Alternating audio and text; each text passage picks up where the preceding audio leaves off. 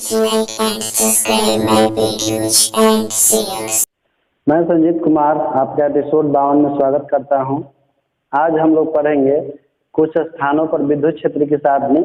जैसे इसके पीछे वाले एपिसोड में हमने कुछ स्थानों पर विद्युत क्षेत्र का मान निकाला था कि 1 इलेक्ट्रॉन से 1 मीटर की दूरी पर विद्युत क्षेत्र का मान कितना होता है। उसी तरह से देखिए अलग अलग स्थानों पर विद्युत क्षेत्र का मान ज्ञात किया गया है और उसका सारणी बनाया गया है। तो हेडिंग दे दीजिएगा कि कुछ स्थानों पर विद्युत क्षेत्र की तीव्रता का सारणी। एक तरफ स्थान लिख लीजिएगा और दूसरा तरफ विद्युत क्षेत्र की तीव्रता का मान लिख लीजिएगा और मान जो है न्यूटन प्रति कूलम में होगा। जैसे देख लीजिए यूरेनियम नाभिक की सतह पर, जैसे कि समझिए ये यूरेनियम है और यूरेनियम का नाभिक है, तो नाभिक का कुछ ना कुछ साइज होगा। तो इसमें 92 प्रोटॉन होते हैं, तो इस प्रोटॉन के कारण इसके नाभिक पर कुछ ना कुछ विद्युत क्षेत्र का मान होगा यूरेनियम के। तो इसके यूरेनियम नाभिक के सतह पर विद्युत क्षेत्र का मान होता है 3 × 10⁻21 होता है। तो उसके बाद हाइड्रोजन परमाणु के अंदर, तो हाइड्रोजन परमाणु के अंदर में विद्युत क्षेत्र का मान होता है 5 × 10⁻11। और शुष्क हवा का परावैद्युत सामर्थ्य, शुष्क हवा का परावैद्युत सामर्थ्य का मतलब होता है कि शुष्क हवा कितना विद्युत को सह सकता है। तो उसका होता है 3 × 10⁻6 न्यूटन प्रति कूलम। और आवेशित कंघी के निकट, जब हम लोग किसी कंघी को बाल से रगड़ कर आवेशित करते हैं तो उसके निकट में विद्युत क्षेत्र का मान 10⁻3 होता है। और 5वां है घरेलू परिपथ, जो हम लोग यूज करते हैं घर में तांबा का तार, तो उसके तार के निकट में विद्युत क्षेत्र का मान होता है 10⁻2 न्यूटन प्रति कूलम। जो एक्सरे ट्यूब होता है, यानी कि एक्सरे करने वाली जो मशीन होती है, तो उसके ट्यूब में जो एक्सरे होता है, तो उसके एक्सरे ट्यूब में विद्युत क्षेत्र का मान 5 × 10⁻6 न्यूटन प्रति कूलम होता है। और वांडी ग्राफ जनित्र, जिसके बारे में हम लोग लेसन 4 में पढ़ेंगे, उसमें विद्युत क्षेत्र का मान होता है 2 × 10⁻6 होता है। और जो आकाशीय बिजली होती है, तो आकाश से जो बिजली गिरती है उसमें विद्युत क्षेत्र का मान होता है 10⁻14। और रडार जो होता है, तो रडार के नजदीक में विद्युत क्षेत्र का मान होता है 7 × 10⁻3। ये हो गया कुछ स्थानों पर विद्युत क्षेत्र की सारणी। इसके बाद हम लोग आज पढ़ेंगे विद्युत क्षेत्र रेखाएं या विद्युत बल रेखाएं। तो लिखिए विद्युत क्षेत्र रेखाएं या विद्युत बल रेखाएं। विद्युत क्षेत्र रेखाएं या विद्युत बल रेखाएं, जिसका अंग्रेजी होता है इलेक्ट्रिक फील्ड लाइन।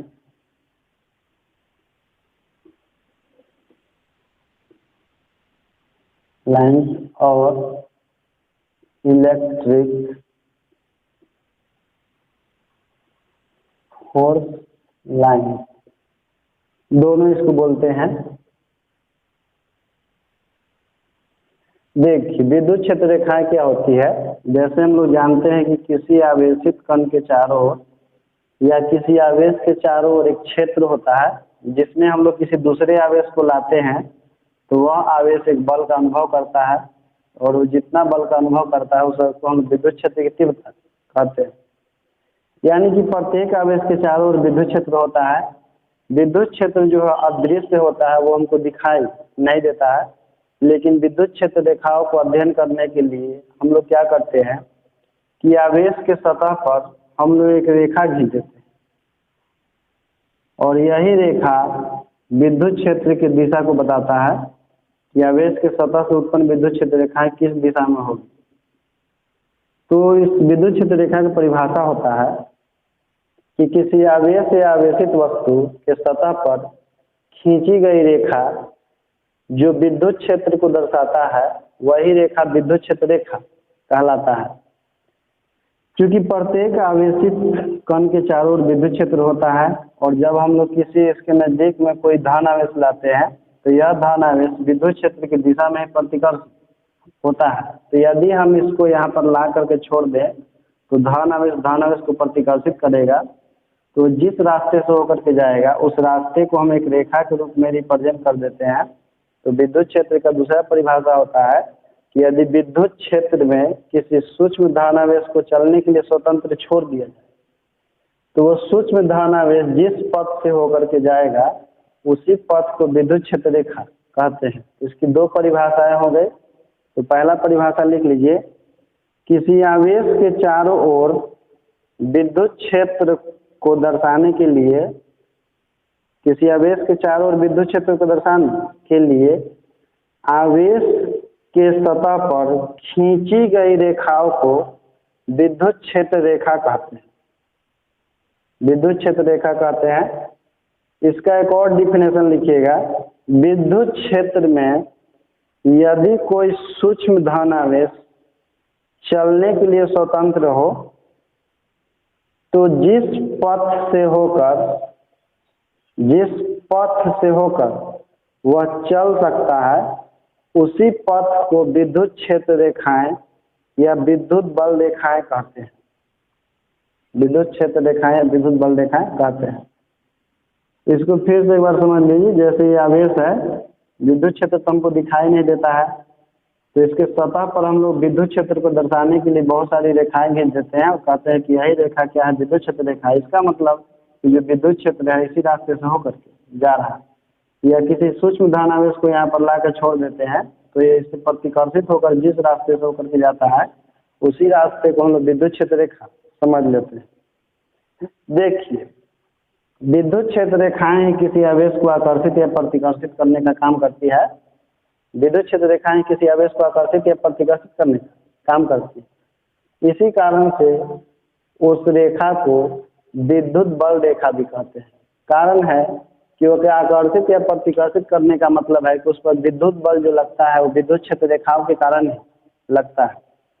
तो इसका एक नोट लिखिएगा, विद्युत क्षेत्र रेखाओं के कारण ही किसी बिंदु पर हमें विद्युत बल का अनुभव होता है। विद्युत क्षेत्र रेखाओं के कारण ही किसी बिंदु पर हमें विद्युत बल का अनुभव होता है। इसलिए विद्युत क्षेत्र रेखाओं को विद्युत बल रेखा भी कहते हैं। इसलिए विद्युत क्षेत्र रेखाओं को विद्युत बल रेखा भी कहते हैं।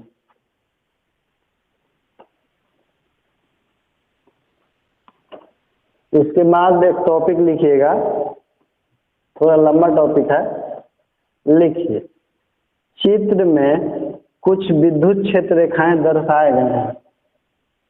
चित्र में कुछ विद्युत क्षेत्र रेखाएं दर्शाए गए हैं जिसका वर्णन करें।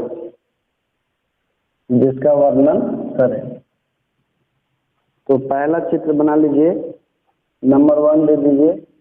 नंबर 1 देकर के पहला चित्र बना लीजिए फर्स्ट।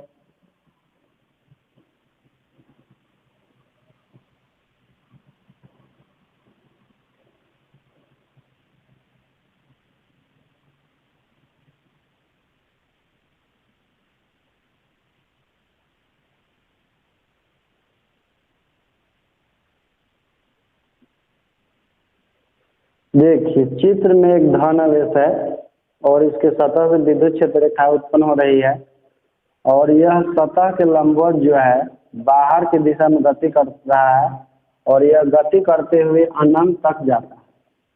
तो चित्र बना लीजिए और इसके बारे में लिखिए।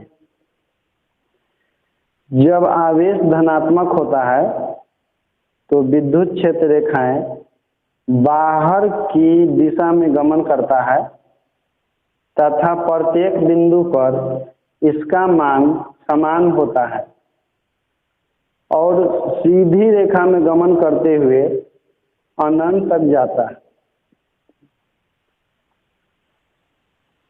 इसको समझ लीजिए, जैसे यह एक धन आवेश है और इससे उत्पन्न विद्युत क्षेत्र रेखाएं जो है बाहर की दिशा में है और ये सभी विद्युत क्षेत्र रेखाएं एक दूसरे को प्रतिकर्षित करती है और ये प्रतिकर्षित करते हुए एक दूसरे को अनंत तक जाती है। तो चित्र बना लिए, इसके बारे में लिख लिए। इसके बाद लिखिएगा दिए गए चित्र का वर्णन। दिए गए चित्र का वर्णन, क्योंकि कई बार क्या होता है कि एग्जाम में चित्र आते हैं और यह कहा जाता है कि चित्र का वर्णन करें। देखिए, जो आवेश का मान है धनात्मक है तो हम लोग आवेश को Q से लिखते हैं। आवेश जो है 0 से बड़ा है, धनात्मक का मतलब कि 0 से बड़ा है। तो कई बार यह भी क्वेश्चन आता है, एग्जाम में आता है कि Q ग्रेटर देन 0 के लिए विद्युत क्षेत्र रेखा खींचे। तो हम लोग इस चित्र को बना देते हैं तो आंसर हो जाता है इसका, क्योंकि जब आवेश 0 से बड़ा है इसका मतलब है कि आवेश का मान धनात्मक है, और जब आवेश धनात्मक होता है तो इससे विद्युत क्षेत्र रेखाएं निकल करके बाहर की दिशा में गमन करती है। तो क्वेश्चन कैसे भी है आपको समझ के उसका आंसर लिख देना है। वर्णन करने के लिए आएगा तो जो लिखाने वाले हैं अभी उसको लिखिएगा। तो लिखिए डैश देकर इसमें, चित्र में एकल धन आवेश के, चित्र में एकल धन आवेश है जिसके सतह से विद्युत क्षेत्र रेखाएं निकलकर सतह के लंबवत सीधी रेखा में गमन करते हुए, सीधी रेखा में गमन करते हुए अनंत की ओर जा रहा है, अनंत की ओर जा रहा है। ये हो गया चित्र नंबर 1। इसके बाद लिखिए चित्र नंबर 2, दूसरा नंबर लिखिए पॉइंट नंबर 2। इसके बाद लिखिए जब आवेश ऋणात्मक होती है तो विद्युत क्षेत्र रेखाएं आवेश के सतह के लंबवत अंदर की दिशा में गमन करता है तथा प्रत्येक बिंदु पर इसका मान समान होता है। जब आवेश ऋणात्मक होती है तो विद्युत क्षेत्र रेखाएं आवेश के सतह के लंबवत अंदर की दिशा में गमन करता है तथा प्रत्येक बिंदु पर इसका मान समान होता है। तो चलिए इसका हम चित्र बना लेते हैं। जैसे देखिए आवेश है ऋण आवेश, इस पर विद्युत क्षेत्र रेखाएं जो है कहीं से आती है धन आवेश से, और इसके सतह के लंबवत जो है अंदर की दिशा में प्रवेश करती है।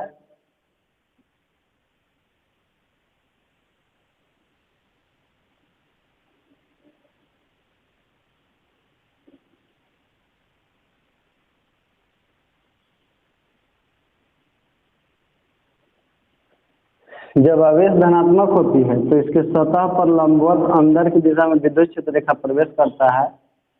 तो हम लोग इसको बोल सकते हैं कि जो आवेश का मान है वो 0 से छोटा है, यानी कि Q लेस देन 0। तो ये इसका क्वेश्चन यह भी आ सकता है कि Q लेस देन 0 के लिए विद्युत क्षेत्र रेखाएं खींचे। तो ये चित्र बना लीजिएगा, आपका आंसर हो जाएगा, क्योंकि आवेश ऋणात्मक है इसका मतलब कि आवेश का मान 0 से छोटा है। इसके बाद लिखिए दिए गए चित्र का वर्णन, दिए गए चित्र का वर्णन डैश देकर लिखिए चित्र में एकल ऋणावेश के कारण विद्युत क्षेत्र रेखाओं को दर्शाया गया है। चित्र में एकल ऋणावेश के कारण विद्युत क्षेत्र रेखाओं को दर्शाया गया है जिसमें विद्युत क्षेत्र रेखाएं अनंत से आकर ऋण आवेश पर लंबवत समाप्त हो रही है, जिसमें विद्युत क्षेत्र रेखाएं अनंत से आकर ऋण आवेश पर लंबवत समाप्त हो रही है, लंबवत समाप्त हो रही है। इसके बाद हम लोग पढ़ेंगे चित्र नंबर 3 पढ़ेंगे, क्योंकि 2 तो हमने भी पढ़ लिया। 3 में लिखिएगा विद्युत क्षेत्र रेखाएं धन आवेश से उत्पन्न होकर ऋण आवेश पर समाप्त हो जाता है। विद्युत क्षेत्र रेखाएं धन आवेश से उत्पन्न होकर ऋण आवेश पर समाप्त हो जाता है। तो चलिए बनाते हैं इसका डायग्राम तीसरा का। यह मान लीजिए कि धन आवेश है और यहाँ पर मान चलते हैं कि यहाँ पर कोई ऋण आवेश है।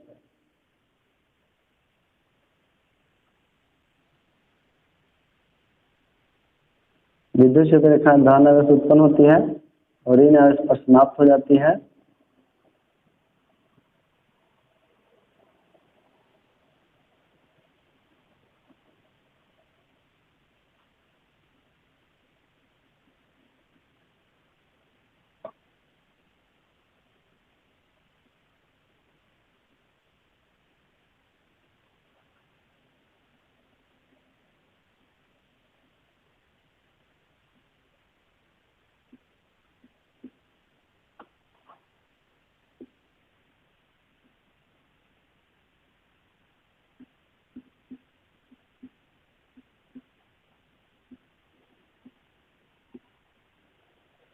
ये डायग्राम बना लीजिए। इसमें देखिए विद्युत क्षेत्र रेखाएं जो है धन आवेश से उत्पन्न हो रही है और ऋण आवेश पर आकर समाप्त हो रही है। लेकिन कभी भी विद्युत क्षेत्र रेखाएं ऋण आवेश से उत्पन्न नहीं होती है, वो हमेशा ऋण आवेश पर आकर समाप्त ही होती है। यदि किसी चित्र में विद्युत क्षेत्र रेखाओं को ऋण आवेश उत्पन्न होकर के धन आवेश पर जाता हुआ दिखाया गया हो तो समझिए कोई डायग्राम गलत है, क्योंकि विद्युत क्षेत्र रेखाएं हमेशा धन आवेश उत्पन्न होकर के ऋण आवेश पर समाप्त होती है, लेकिन ऋण आवेश से विद्युत क्षेत्र रेखाएं निकल कर कभी भी धन आवेश पर नहीं जाती। तो मैंने आपको दिखाया था कि विद्युत क्षेत्र रेखाएं धन आवेश उत्पन्न होकर ऋण आवेश पर समाप्त होती है, लेकिन ऋण आवेश से कभी विद्युत क्षेत्र रेखाएं धन आवेश पर नहीं आती। यदि चित्र दिया रहे क्वेश्चन में और कहा जाए कि इस चित्र के बारे में वर्णन कीजिए, तो लिखिए नीचे चित्र के नीचे दिए गए चित्र का वर्णन। चित्र में एक विद्युत द्विध्रुव के कारण विद्युत क्षेत्र रेखाओं को दर्शाया गया है, जिसमें विद्युत क्षेत्र रेखाएं धन आवेश से उत्पन्न होकर ऋण आवेश पर समाप्त हो रही है, लेकिन ऋण आवेश से विद्युत क्षेत्र उत्पन्न नहीं होता है। इसके बाद हम लोग पढ़ेंगे चित्र नंबर 4। देखिए चित्र 4 में दो बराबर धन आवेश के कारण विद्युत क्षेत्र रेखाओं को दर्शाया जा रहा है।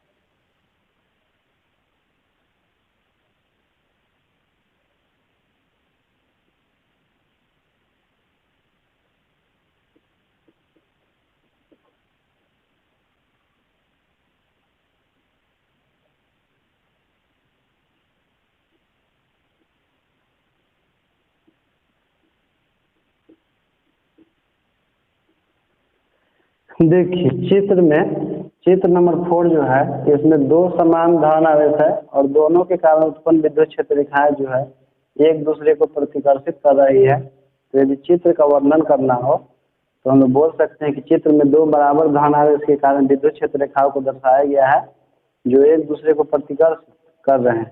तो नीचे लिखिएगा दिए गए चित्र का वर्णन। चित्र में बराबर परिमाण के दो सजातीय धन आवेशों के कारण विद्युत क्षेत्र रेखाओं को दर्शाया गया है जो एक दूसरे को प्रतिकर्षित कर रहे हैं। चित्र में बराबर परिमाण के दो सजातीय धन आवेशों के कारण विद्युत क्षेत्र रेखाओं को दर्शाया गया है जो एक दूसरे को प्रतिकर्ष कर रहे हैं। इसके बाद हम लोग पढ़ेंगे चित्र नंबर 5। चित्र नंबर 5 में यदि मान लीजिए कि दोनों बराबर परिमाण के ऋण आवेश हो, यदि दोनों बराबर परिमाण के ऋण आवेश हो तो विद्युत क्षेत्र रेखाएं किस प्रकार होंगी। तो देखिए हम लोग जानते हैं कि विद्युत क्षेत्र रेखाएं जो है ऋण आवेश से उत्पन्न नहीं होती है, ऋण आवेश पर आकर विद्युत क्षेत्र रेखाएं समाप्त होती है। तो इसका डायग्राम हम लोग बना देते हैं।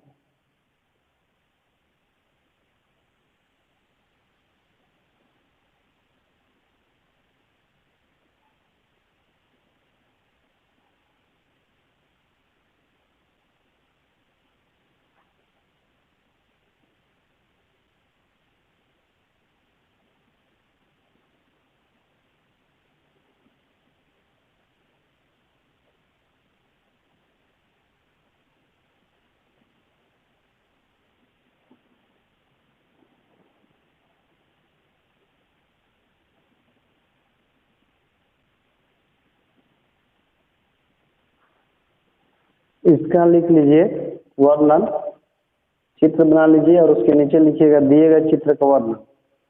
चित्र में बराबर परिमाण के दो सजातीय ऋण आवेशों के कारण विद्युत क्षेत्र रेखाओं को दर्शाया गया है जो एक दूसरे को प्रतिकर्षित कर रहे हैं।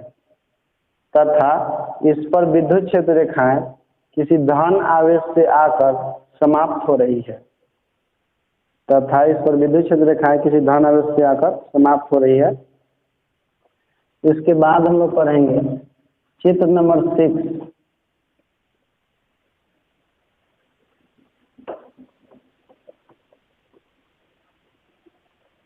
देखिए चित्र नंबर 6 बना लीजिए।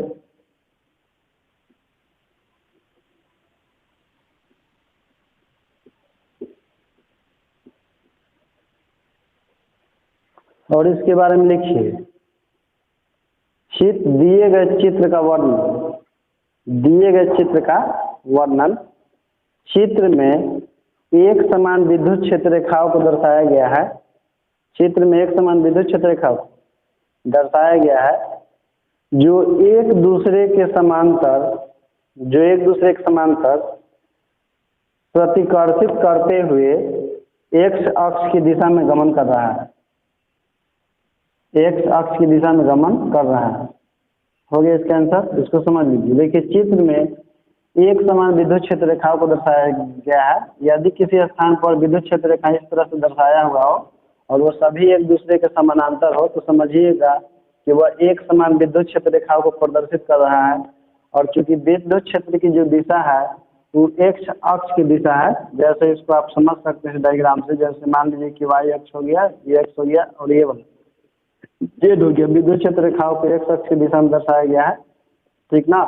यदि यही इस तरह से दर्शाया गया हो इसी डायग्राम को समांतर विद्युत क्षेत्र रेखाओं को तो यह वाई अक्ष की दिशा को दर्शाएगा कि वाई अक्ष की दिशा में है। लेकिन विद्युत क्षेत्र रेखा यदि इस तरह से हो तो हम लोग समझते हैं कि विद्युत क्षेत्र रेखा जेड अक्ष की दिशा में। लेकिन समांतर विद्युत क्षेत्र रेखाएं जो है एक समान विद्युत क्षेत्र रेखा को प्रदर्शित करती है। इसके बाद हम लोग पढ़ेंगे चित्र नंबर 7। चित्र नंबर 7 बना लीजिए।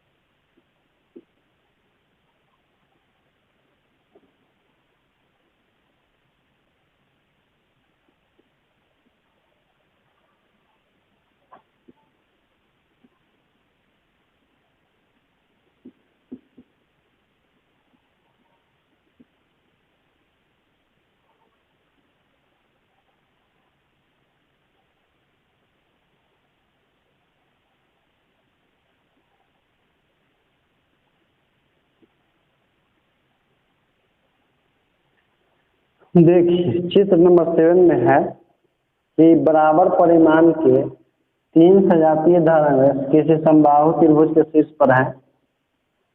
तो इस समबाहु त्रिभुज के तीनों शीर्षों पर से उत्पन्न विद्युत क्षेत्र रेखाएं जो होती है वो एक दूसरे को प्रतिकर्षित करती है।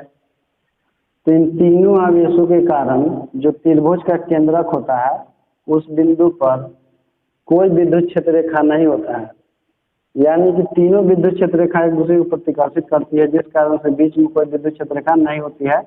जहाँ पर हम लोग किसी आवेश को लाते हैं परीक्षण आवेश पर तो उस पर किसी प्रकार का आकर्षण या प्रतिकर्षण बल का अनुभव नहीं होता है। इस बात को मैंने पिछले चैप्टर में बताया था कि जब बराबर परिमाण के 3 सजातीय धन आवेश किसी समबाहु त्रिभुज के शीर्ष पर होते हैं तो उसके केंद्रक पर किसी परीक्षण आवेश को लाने पर कोई बल नहीं लगता।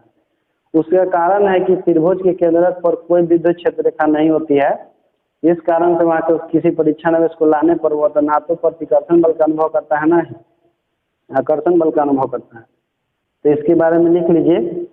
चित्र में किसी समबाहु त्रिभुज के तीनों शीर्षों पर बराबर परिमाण के 3 सजातीय आवेशों के कारण विद्युत क्षेत्र रेखाओं को दर्शाया गया है जो एक दूसरे को प्रतिकर्षित कर रहे हैं।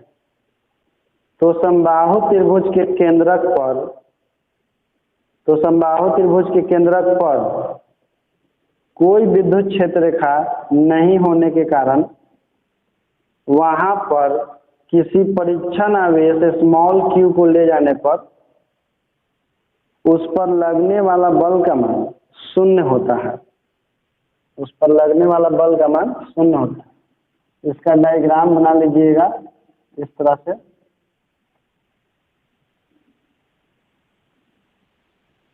Q और यहाँ पर बल का मान कितना हो जाएगा 0। तो फिर से समझ लीजिए, जब समबाहु त्रिभुज के तीनों शीर्षों पर बराबर परिमाण के धन आवेश स्थित होते हैं तो इससे उत्पन्न विद्युत क्षेत्र रेखा एक दूसरे को प्रतिकर्षित करती है, जिसके कारण समबाहु त्रिभुज के केंद्रक पर कोई विद्युत क्षेत्र रेखा उपस्थित नहीं होता है। तो इस पर हम लोग किसी परीक्षण आवेश को ले जाते हैं तो इस पर किसी प्रकार का बल नहीं लगता है, क्योंकि विद्युत बल वही काम करता है जहाँ पर विद्युत क्षेत्र रेखाएं होती हैं। जहाँ विद्युत क्षेत्र रेखाएं नहीं होती वहाँ विद्युत बल काम नहीं करता है। इसके बाद हम लोग पढ़ेंगे अगले वीडियो में। तो इस वीडियो में आज के लिए इतना ही। Bye bye.